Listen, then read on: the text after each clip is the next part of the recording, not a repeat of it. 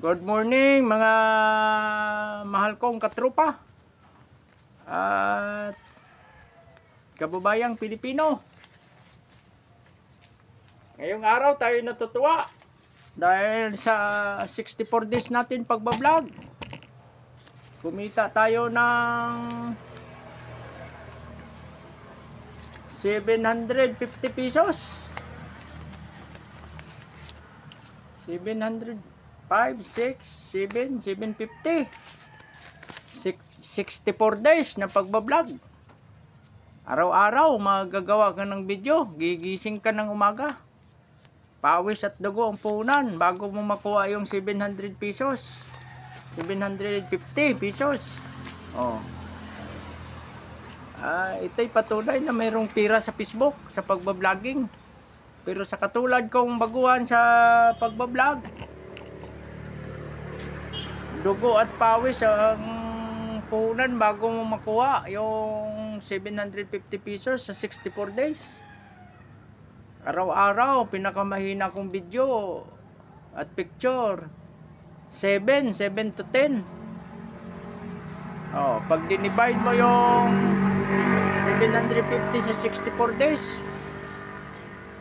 hindi ko magaling sa math, pero parang kulang pa sa charge ng cellphone nata. Pero huwag tayong manghina ng loob. Dahil dapat ang ginagawa natin, masaya tayo. Masaya tayo sa ating ginagawa. Nakaka-inspire tayo sa ating kapwa at baka lumaki din ito. Ngayon nakita ko paano kahirap kumita ng pira. Parang ayaw kong bitawan. Gusto ko tong itago lang. Itago ko ito para bilang alaala na patunay na may pera sa vlogging. 64 days ako. Tama yung sabi nila, pag umabot yung vlogger ng taon at masipag,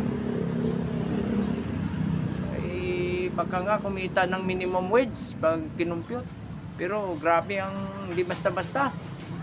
Mula umaga hanggang gabi na trabaho, halos walang kain bago mo makuha yung pirang 2 buwan at 4 na araw bago mo makuha yung 750. Salamat sa Diyos Ama, kapangyarihan sa lahat, na kahit papano nalibang-libang ako,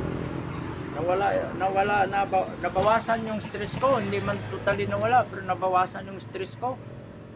Nakaka-inspired tayo. Ayan, saludo tayo sa mga malaking content creator na kumikita ng malaki. Share nyo yung blessing nyo. Sa akin, hindi pa tayo makapag-share. Kasi kulang pa sa kuryente natin. Charge ng cellphone. Nakikikabit ako doon sa kapitbahay ko. Ang buwan ko doon ay 300.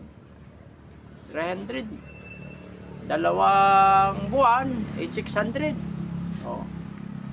Ito, ibayad ko to sa kuryente ko 2 buwan, 600. Itong kita ko 150. Pero hindi ko to gagalawin, itago ko to kasi itong pag nakita ko tong pera na ito, ito magiging inspirasyon sa akin na sipagan ko pa ang pag-vlog. I love you mga katrupa, mahal ko kayong lahat. Salamat sa Diyos.